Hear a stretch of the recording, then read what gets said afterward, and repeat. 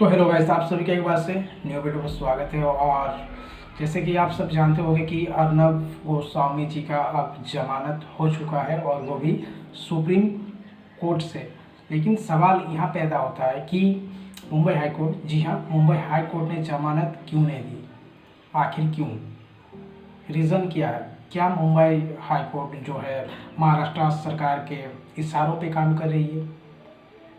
आप ज़रा अब समझ लीजिए। जैसे अर्नब गोस्वामी, आपको पता होगा, रिपब्लिक भारत जो है एडिटर इन चीफ है, वो कोई देशद्रोही नहीं था, ना कोई आतंकवादी था।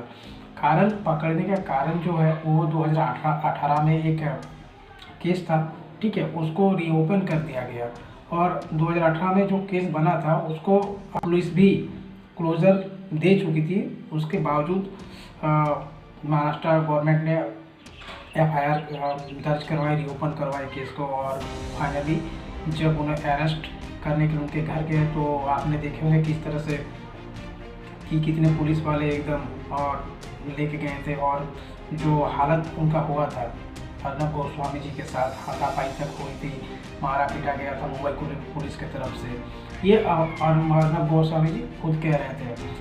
फिर जब उन्हें तलोजा जेल लेके गया तब उन्होंने बताया कि मुझे जान का खतरा है, मेरे जान को खतरा है। और अब सवाल यहाँ पैदा होगा कि तलोजा जेल आपको पता होगा, तलोजा में टेररिस्ट आतंकवादी वहाँ पे हैं अधिकतर। और वहाँ रखा गया था अर्नब को। 4-5 दिन मुंबई हाई कोर्ट उनको बेल नहीं दिया। तो कारण ये है कि आखिर मुंबई हाई कोर्ट जो है गवर्नमेंट के इशारों पे काम कर रही है। आप जरा देख लीजिए, क्योंकि मुंबई हाई कोर्ट भी जमानत दे सकती थी लेकिन वहाँ मिला नहीं। अब सवाल यहाँ पैदा हो कि सनी देओल ने ठीक कहा था कि तारीख पे तारीख मिलता रहे, क्योंकि वहाँ मुंबई हाई कोर्ट अगर चाहती तो वहाँ बेल दे सकती, लेकिन वहाँ पे दिया नहीं। तो एक editor in chief Republic Bharat के अर्नब गोस्वामी जी देशद्रोही नहीं थे। कारण ये था कि उनकी सरकार के खिलाफ उन्होंने बोला था।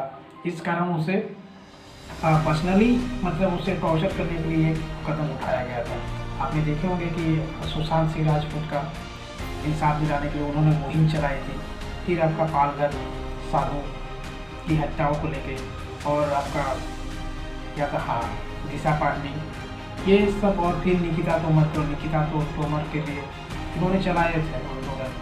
लेकिन उसी के चलते इन लोग को डर था कि अर्नब गोस्वामी बहुत सारे खुलासे भी किए। आपने होगा हाथरस में जो घटना हुई थी, हाथरस को घटना में तो एक कांग्रेस के जो नेता थे उन्होंने तो खुद क्या कहते हैं उसे कि फ़ोन पे बात की कि राहुल गांधी जब आएंगे तो वहाँ पे गोली चला देना। आप सोच लीजिए, दंगा कराने वाले। तो ये इन सब को लेके उन्होंने दिखाया था लोगों को, भारत की जनता को। और फाइनली उनको इस तरह से अरेस्ट किया गया था। और 4-5 दिन हो गए थे, मुंबई हाई कोर्ट से जमानत नहीं मिल रहा था। और मुंबई हाई कोर्ट ने कहा कि आप सुप्रीम कोर्ट जा सकते हो। तो फिलहाल सवाल यहाँ पे ये पैदा होता है, क्या मुंबई हाई कोर्ट जो है महाराष्ट्र सरकार के इशारों पे काम कर रही थी? अगर वही चीज़, एक बात आप सोचिए, अगर ये आम आदमी अगर होता तो आम आदमी के साथ क्या हो सकता था ये चीज़? क्योंकि आम आदमी को तो आप जानते हैं क्या कर सकते हैं। लेकिन फिलहाल वही मैं आपसे बताना चाहूँगा कि आम आदमी के लिए जो रूल्स होते हैं, ठीक है, वो एक जो एडिटर इन चीफ है उनके लिए भी वही रूल है। लेकिन तो पर भी यहाँ पे जैसे आप कह सकते हो कि अर्नब गोस्वामी जी को, जी हाँ, बेल नहीं देने का कारण क्या था? आप डायरेक्टली सुप्रीम कोर्ट गए तब एक दिन में बेल दे दिया, लेकिन यही 4 दिन, यहाँ 4-5 दिन से अर्नब गोस्वामी जी को बेल नहीं मिल रही थी। तो भाई क्या है? आप ज़रा सोचिए, अगर इस कंडीशन में एक आम जनता होता तो क्या होता?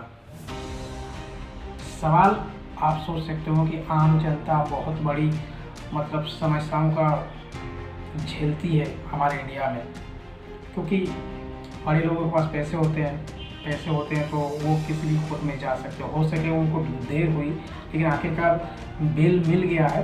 और अब अर्नब गोस्वामी जी, अब आप सोच लीजिए कि अर्नब गोस्वामी जी को जमानत मिल गई है और वो पूछता है भारत में आएंगे और किस तरह से जिन जिन कंडीशन को झेला है, और ऐसा दहाड़ेंगे कि आप सोच भी नहीं सकते हो। और फिर से आपका मतलब कुछ धमाका करने वाले हैं, ये आप जान लीजिए। क्योंकि अभी तक मैंने जो जितना भी चैनल वाले को देखे हैं मैंने, कि अर्नब गोस्वामी जी के जैसा पत्रकार मैंने नहीं देखा। कुछ लोग कहते हैं कि वो अर्नब गोस्वामी बहुत चिल्ला चिल्ला के बात करते हैं, तो हमारे इंडिया के लोगों को चिल्ला चिल्ला के बात करना ही समझ में आता है। तो सीधे साधे लोग, अगर जैसे आप गज़ल सुनते होंगे, आपको पता होगा जगजीत सिंह का गज़ल सुन सुन के बहुत आदमी सो जाते हैं, ठीक है। तो हमारे लोगों को जब तक चिल्लाएंगे नहीं ना, तो कोई सुनते नहीं है, ठीक है। तो अर्नब गोस्वामी जी का वो अब उनका निजी मामला है, वो किसी तरह भी से ही पत्रकार कर सकते हो, उस पर मैं नहीं जाऊँगा। लेकिन हमारे इंडिया के लोगों को मैं ये आज कह रहा हूँ कि हमारे इंडिया के लोगों में कान में जूई है। क्योंकि जब तक चिल्ला के नहीं बात करेंगे, तब तक किसी के कान में आवाज़ नहीं पहुँचती। तो इस तरह से इसी के कारण और अर्नब गोस्वामी चिल्ला के बात करते हैं। तो आप लोगों को अगर सुनना पसंद है, क्योंकि सुप्रीम कोर्ट ने भी कह दिया, अगर आप अर्नब गोस्वामी को चिल्ला तो पसंद नहीं करते हैं तो आप चैनल बंद कर दीजिए। आपको वो चैनल बंद, क्योंकि सुप्रीम कोर्ट ने भी ये ऑर्डर दिया है। और हमारे जानते करते हैं आप लोग, क्योंकि इंडिया का रूल्स है, और जब तक जो चलता है चलने दिया जाए। और परस्पर बात यह है कि अर्नब गोस्वामी अब जेल से तो आ गए हैं, लेकिन जो दहाड़ेंगे, क्योंकि विपक्ष को इतना घेरेंगे कि आपको सोच भी नहीं सकते हैं। और इतना बैंड बजाएंगे कि पता नहीं क्या होगा महाराष्ट्र सरकार का।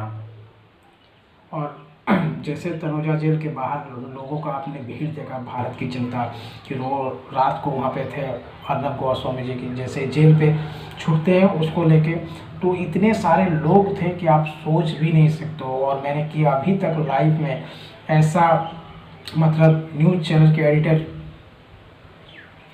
के लिए इतना प्यार और ये नहीं देखा मैंने। तो अर्नब इज बैक हो चुका है और रेडी रही है महाराष्ट्र सरकार अब झेलने के लिए। तब तक के लिए जय हिंद, वंदे मातरम। और हाँ, वीडियो पसंद है तो लाइक और शेयर ज़रूर कर दीजिएगा। तब तक के लिए बाय बाय।